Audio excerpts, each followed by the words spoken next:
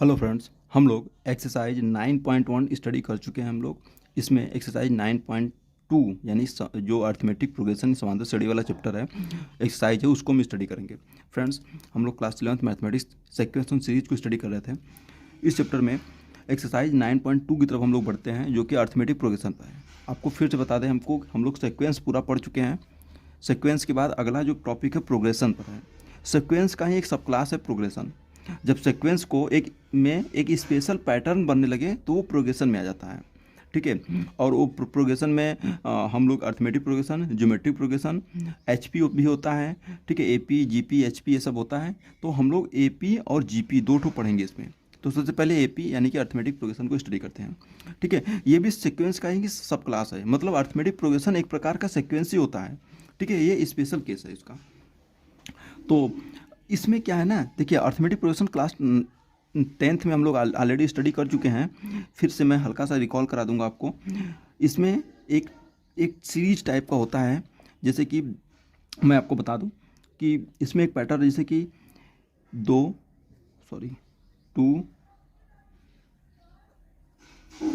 4 6 8 10 ऐसे करके एक सीरीज है।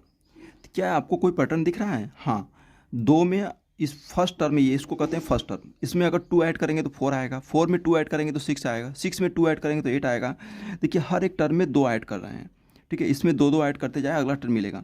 ठीक है, इसमें +2 ऐड करेंगे तो ये मिलेगा, इसमें +2 ऐड करेंगे फिर तो ये मिलेगा, इसमें फिर से +2 ऐड करेंगे तो 8 मिलेगा, 8 में +2 ऐड करेंगे 10 मिलेगा।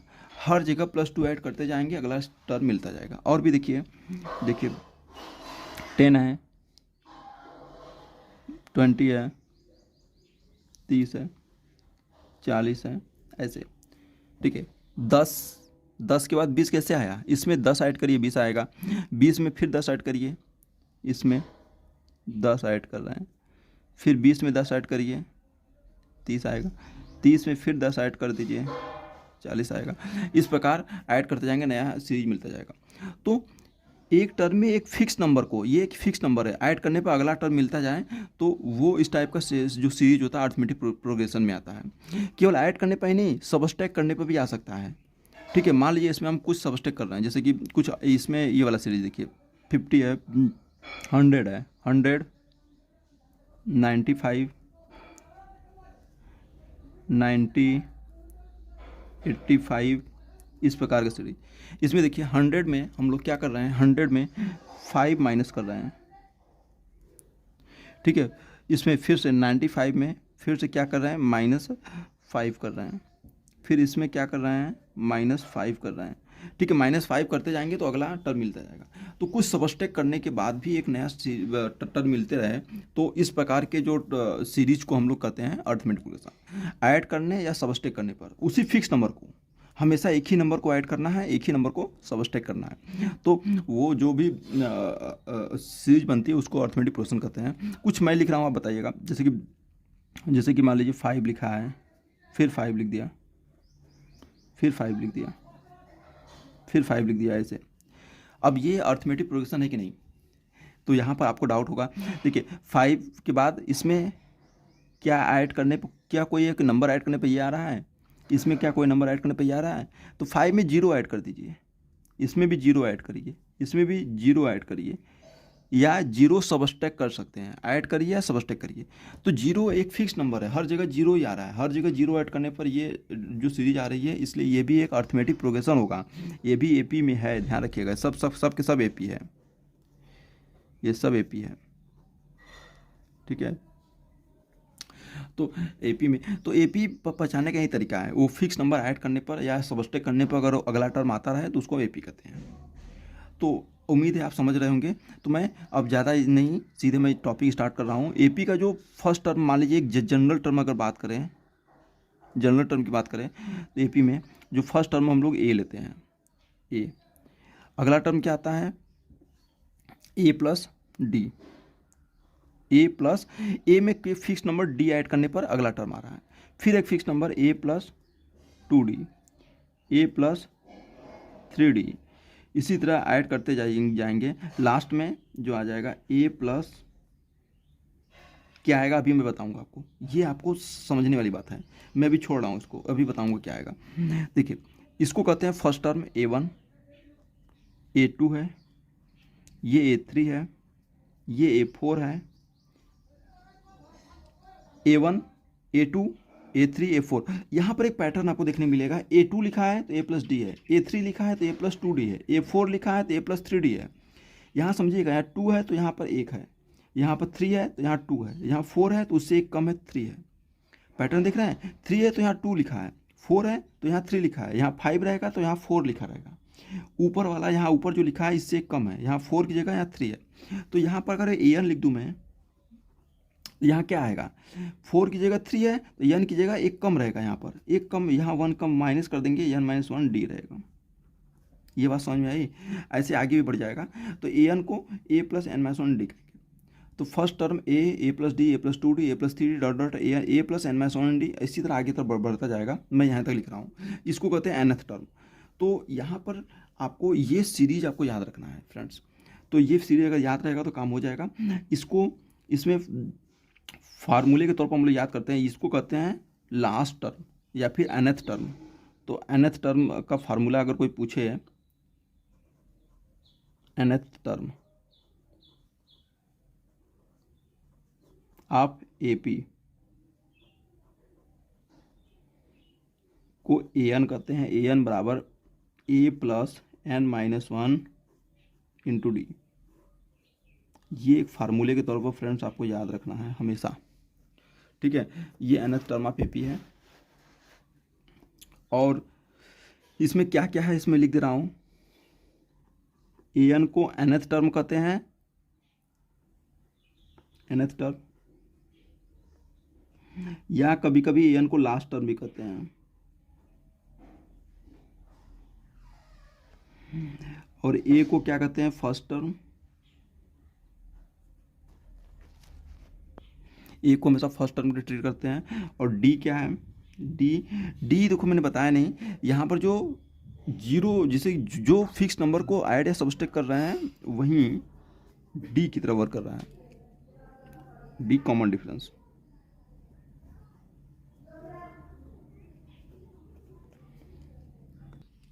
एन क्या है, नंबर ऑफ टर्म। एन अगर जो यहाँ वैल्यू है N equal to common difference, समझ गया ना, डी कॉमन डिफरेंस। अभी इसको मैं बताऊंगा डी क्या है, उसका इसका मीनिंग समझाऊंगा। एन क्या है, N equal to number of term, कितने लोग हैं, 1 2 3 4 5 कितने लोग हैं, number of term.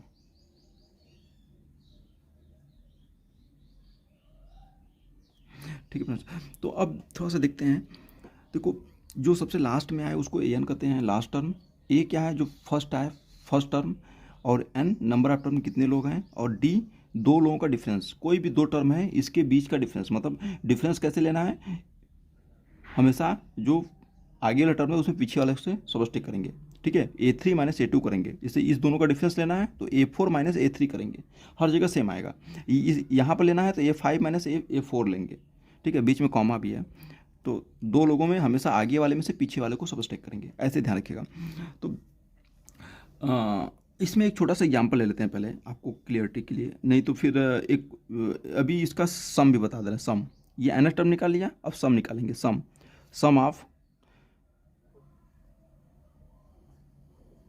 Of n term, first n term,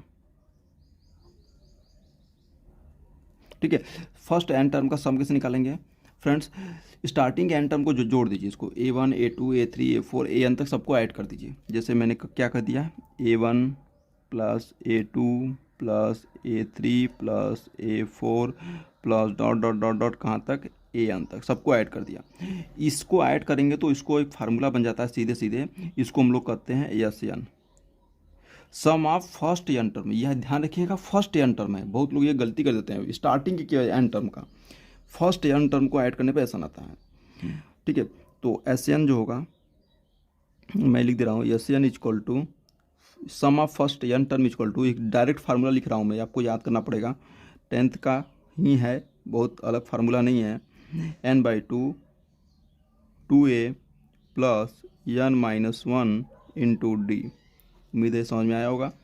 इसमें से 2a को अलग अलग कर देंगे तो क्या बन जाएगा, देखो ऐसे कर देंगे, n/2 2a को मैं लिख सकता हूँ a+n-1 इंटू डी। ठीक है, ऐसे लिख दिया। अब ये इतना एक फार्मूला बन गया, क्या है ये, यही वाला देखिए an का फार्मूला यहाँ पर पुट कर दीजिए तो हो जाएगा ये वाला an हो जाएगा। तो Sn का एक और फार्मूला बन जाएगा, Sn equal to n/2, 2a की जगह a हो जाएगा, a प्लस इसको कर देंगे an को कहीं कहीं यल भी लिखा जाता है, यल लास्ट टर्म को यल भी लिखा जाता है, तो इसको यल भी कर सकते हैं, कोई दिक्कत नहीं है, an या यल। तो दो फार्मूले, ये सम वाला है, ये nth टर्म निकालने के लिए, nth टर्म मतलब लास्ट टर्म निकालने के लिए, और ये ऐड करने के लिए, सबको ऐड करके क्या वैल्यू आएगा ये। तो दो फार्मूले यहाँ पे, एक फार्मूले, तीन फार्मूले आपको याद रखना है। एक फार्मूले और बताऊंगा अभी मैं, अर्थमेटिक मीन वाला, सॉरी फ्रेंड्स, अर्थमेटिक मीन,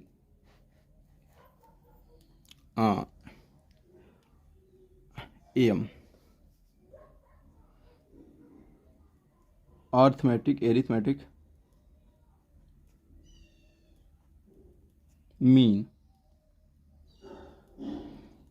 जिसको हम लोग एम कहते हैं, एम। ठीक है, एम। तो एम का क्या फार्मूला है फ्रेंड्स, मैं आपको बता दूं कि यहाँ पर अगर ए और बी दो संख्याएं हैं, इसमें इसके बीच में अर्थमेटिक मीन ए है, ए बी दो संख्याएं हैं, इसके बीच में अर्थमेटिक मीन ए है। तो ए का जो फार्मूला होता है हम लोग ऐसे लिखते हैं, जो कि दो लोगों का डिफरेंस सेम है, इसका डिफरेंस सेम आता है, ए में से इसको जो डिफरेंस करेंगे वो डी आएगा, इसमें से इसको डिफरेंस करेंगे तो भी डी आएगा। तो मैम डायरेक्ट लिख सकते हैं, मतलब डायरेक्ट नहीं, ऐसे A minus A capital A minus small a equal to capital B minus small a को दोनों तरफ ए माइनस उधर जाएगा, 2a हो जाएगा, इस स्मॉल ए इधर आएगा तो a+b हो जाएगा, यहाँ 2 मल्टीप्लाई में इधर आएगा डिवाइड में, तो बन जाएगा capital A equal to a+b/2। Friends ये भी याद रखिएगा, इसका भी बाद में मैं प्रयोग करूँगा, अभी नहीं, इसका लास्ट में इसका यूज करूँगा। ये अर्थमेटिक मीन का फार्मूला है, AP में अगर अर्थमेटिक मीन कोई है तो a इक्वल टू a+b/2 होता है। जो ये बीच वाली संख्या रहेगी, इस दोनों को ऐड कर 2 से डिवाइड कर देंगे, लास्ट के दो नंबर को ऐड करके 2 से डिवाइड कर देंगे, तो वो अर्थमेटिक मीन आता है। तो ये फार्मूला है, इसको मैं बाद में यूज़ करूँगा तो बताऊँगा, तो इसको चार्ट में याद रखिएगा, इसका भी यूज होगा आगे वाले क्वेश्चन में, आने वाले क्वेश्चन में। ठीक है फ्रेंड्स, अभी मैं कुछ और भी बता दे रहा हूँ, सॉरी।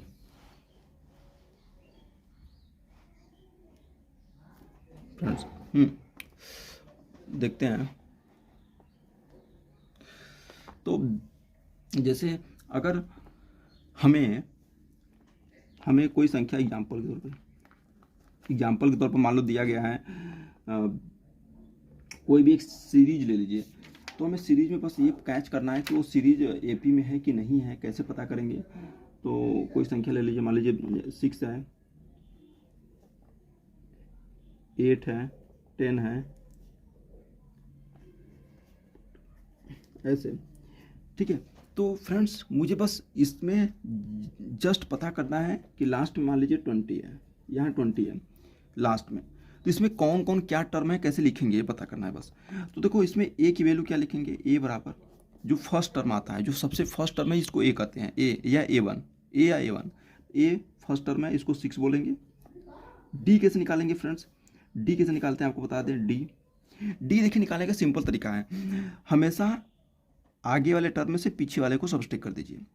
ठीक है, 8 में से 6 को सबस्ट्रैक्ट करिए, 8 में से 6 को, तो 8 - 6 इक्वल टू क्या आ जाएगा, 2। या फिर और कोई टर्म ले लीजिए, मान लीजिए यहाँ देखना है तो इसमें आगे वाला इस दोनों में देखना है, तो हमेशा आगे वाले में से 12 में से 10 को सबस्ट्रैक्ट कर दीजिए, तो इसको भी देख लीजिए, 12 - 10 इक्वल टू क्या आ जाएगा, 2। आप कोई भी दो टर्म ले लीजिए, उसमें हमेशा आगे वाले में से पीछे वाले को सबस्ट्रैक्ट कर लीजिए। ठीक है, इसी दोनों में ले लीजिए, 10 में से 8 को सबस्ट्रैक्ट करेंगे क्या आएगा, 2। तो हर जगह 2 ही आएगा, आप सबस्ट्रैक्ट करके देख लीजिए, इसमें से सबस्ट्रैक्ट करेंगे तो भी 2 आएगा, इसमें से सबस्ट्रैक्ट करेंगे तो भी 2 आएगा, कहीं भी सबस्ट्रैक्ट करके देखेंगे हर जगह 2 ही आता है। तो जो 2 आ रहा है इसी को D कहते हैं। ये गलती मत करिएगा, हमेशा आगे वाले में से पीछे वाले को करेंगे तभी D आएगा। ठीक है, D निकालने का यही तरीका है, कॉमन डिफरेंस ऐसे ही निकलता है। तो ये D निकालने का तरीका कभी भूलिएगा मत। और ये हो गया। अब ये लास्ट में जो लिखा रहता है क्या होता है, लास्ट टर्म, इसको कहते हैं an। n बराबर 20 हो गया। n कितने, n क्या होता है, n मतलब कितने लोग हैं, वो इसमें पता नहीं है, उसको निकालना है। ठीक है, तो वो निकल जाएगा। फार्मूला लगाइए, इसमें फार्मूला कौन सा लगेगा, ये वाला, an equal to A plus N minus 1 into D. ये फार्मूला लगा निकाल दीजिए। an बराबर, an का मान देखिए 20 दिया है, 20 इक्वल टू ए का मान 6 दिया है, 6 प्लस n माइनस 1, n का मान नहीं मालूम है, d का मान 2 दिया है, 2, d 2 है, कैसे भी निकाल लीजिए, सॉल्व कर लीजिए। ठीक है फ्रेंड्स, अब 6 को उधर ले जाइए, ये प्लस में उधर ले जाइए, तो ये हो जाएगा 20 में से 6 सबस्टेक हो जाएगा, बचेगा 14 equal to n minus 1 into 2 यहाँ मल्टीप्लाई में इधर आएगा, डिवाइड में हो जाएगा, तो हो जाएगा, डिवाइड करेंगे तो 2 से 7 बार में जाएगा, 7 इक्वल टू n माइनस 1, ये माइनस 1 उधर जाएगा, प्लस हो जाएगा, तो n इक्वल टू आ जाएगा 8। ठीक है फ्रेंड्स, मतलब number of object in this family is what, how many object in this family, there is 8 object, I mean 8 member. ठीक है, टोटल 8 लोग हैं इसमें, ऐसे समझ सकते हैं। तो बस ऐसे निकल गया। तो मैं बस इसलिए बताया कि आपको आइडेंटिफाई करना है ए क्या होता है, डी क्या होता है, स्पेशली डी क्या होता है। ठीक है, और एन लास्ट टर्म हमेशा होता है, एन कितने लोग हैं इसमें, वो निकालने का तरीका। तो इस प्रकार ये निकल जाएगा। तो आप समझ सकते हैं कि इसमें ऐसे निकलता है, और इसी प्रकार हमें क्वेश्चन को सॉल्व करना है फ्रेंड्स। तो ठीक फ्रेंड्स, अब एक्सरसाइज में अभी मैं नहीं बढ़ना चाहता, अभी एक्सरसाइज से पहले कुछ चीज़ें बताना चाहता हूँ आपको। इसमें सबसे जो इम्पोर्टेंट थिंग है, मैं इस पर बताऊंगा। ये चीज़ जो मैंने ये बताया था एसएन वाला, ये टॉपिक, एसएन वाला टॉपिक जो पढ़ाया था मैंने, ये बहुत इंपॉर्टेंट चीज़ है। बहुत लोग गलती करते हैं इसमें, कॉम्पिटिटिव एग्जाम में इस पर काफ़ी क्वेश्चन आते हैं। तो मैं इस पर थोड़ा सा स्टडी आपको चर्चा करूँगा। मैं पहले आपको थोड़ा सा समझा दे रहा हूँ ताकि आप गलती न करें बाद में। ठीक है फ्रेंड्स, एसएन क्या होता है, सम ऑफ फर्स्ट एन टर्म, इसको कहते हैं a1 plus a2 plus a3 plus dot dot dot dot plus an। ठीक है, इसका फार्मूला होता है n by 2a plus n minus 1 into D. ये एसएन का फार्मूला होता है। इसको बार बार मैं बोल रहा हूँ, सम ऑफ फर्स्ट n टर्म है, याद रखना, स्टार्टिंग से n टर्म का सम एसएन होता है। अब अगर मैं यहीं पर छोटा सा बात करूं, S1, तो S1 को क्या कहेंगे, S1 is nothing but it is sum of first one term. ठीक है, ये sum of first N term, इसको कहेंगे सम ऑफ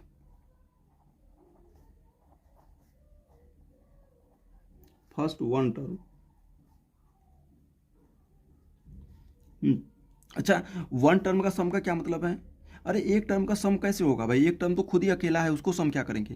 तो सम ऑफ फर्स्ट टर्म मतलब फर्स्ट टर्म की बात कर रहा है। यह S1 और A1 एक ही चीज़ होता है। फर्स्ट टर्म का मतलब A1, बस एक ही टर्म को जोड़ना है, A1 हो जाएगा। तो S1 कोई बोलेगा क्या है, तो S1 का मतलब होता है बस एक टर्म का सम, बस A1, उसको सम क्या करना है, अकेला है तो सम थोड़ी होगा वो।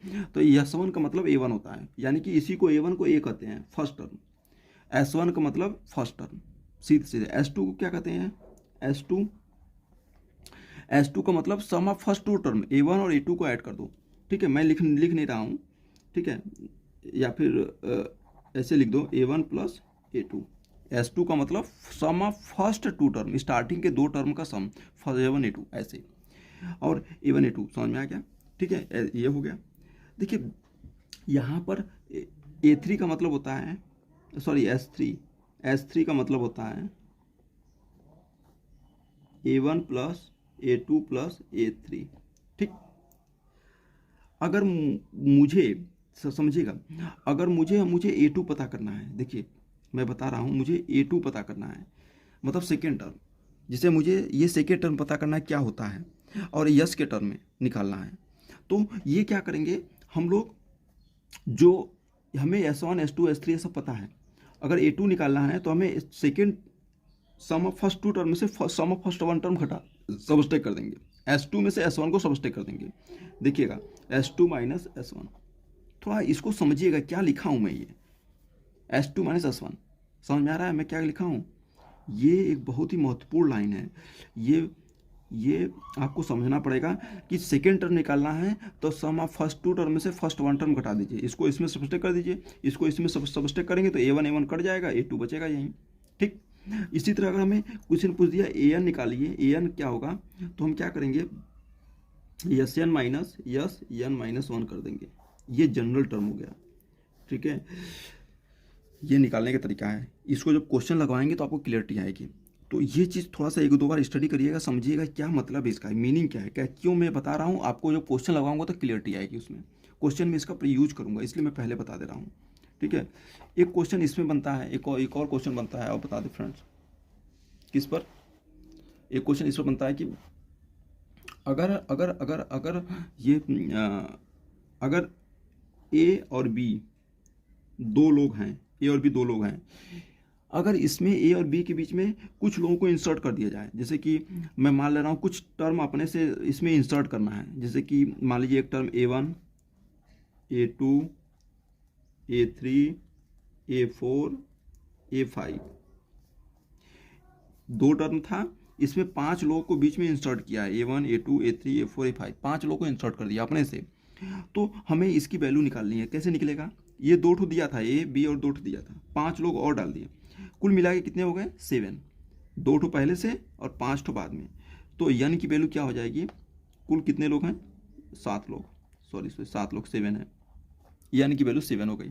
ठीक, ठीक है, ये इस टर्म को क्या कहेंगे, कोई बता सकता है, ये आपका लास्ट टर्म है, इसको लास्ट टर्म कहते हैं, इसको AN या यल भी कहते हैं, ये लास्ट टर्म हो जाएगा। तो लास्ट टर्म का फॉर्मूला लगा दीजिए, AN बराबर, इस पर भी क्वेश्चन आते हैं, 2 टर्म दिया रहता है, बीच में 5 लोगों को इंसर्ट कर देगा, 6 लोगों को इंसर्ट कर देगा, 10 लोगों को इंसर्ट कर देगा, कहेगा उसका मान बताइए, उसकी वैल्यू बताइए। तो उसको क्या करेंगे हम लोग, इसी मेथड से लगाएंगे। ठीक है, इस मेथड से लगाया जाता है, तो ये हो जाएगा A + N-1 इंटू D। ठीक, तो यहाँ से लास्ट टर्म दिया है B इक्वल टू A की वैल्यू A भी दिया है, A ये N के मान कितने लोग हैं, कुल 7 लोग, तो यहाँ पर 7 हो जाएगा, 7 में से 1 जाएगा तो 6 हो जाएगा इंटू D। तो यहाँ से में D निकल जाएगा, तो कोई A भी एक संख्या दिया रहेगा, 2 5 6 कुछ संख्या दिया रहेगा ये, तो यहाँ सॉल्व कर लेंगे, B उधर जाएगा, सॉरी A उधर जाएगा, तो हो जाएगा B - A equal to 6D, 6 यहाँ डिवाइड कर देंगे तो D इक्वल टू आ जाएगा, B - A/6। ठीक, अगर सॉरी देखिए फ्रेंड्स, ये आ जाएगा। ठीक, अब बस कुछ बचा ही नहीं है, अगर इतना आ गया तो बस आप कर लेंगे। अब इसके बाद जो भी टर्म निकालना है, मान लीजिए A1 निकालना है, हमें A पहले से मालूम है, फर्स्ट टर्म मालूम है, D भी मालूम चल गया, अब N मालूम ही है, तो अगर A1 निकालना है, देखिए A1 कैसे निकलेगा, मैं बता दे रहा हूँ, A1 बराबर क्या हो जाएगा, A + D, यही होगा ना भाई। देखिए मैं यहाँ बताया हूँ, देखिए यहाँ देखिएगा, A1 को क्या कहते हैं, A + D, A2 को क्या कहते हैं, A1 को A कहते हैं, A2 को क्या कहते हैं, A + D, A3 को क्या कहते हैं, A + 2D, A4 A + 3D, AN ऐसे।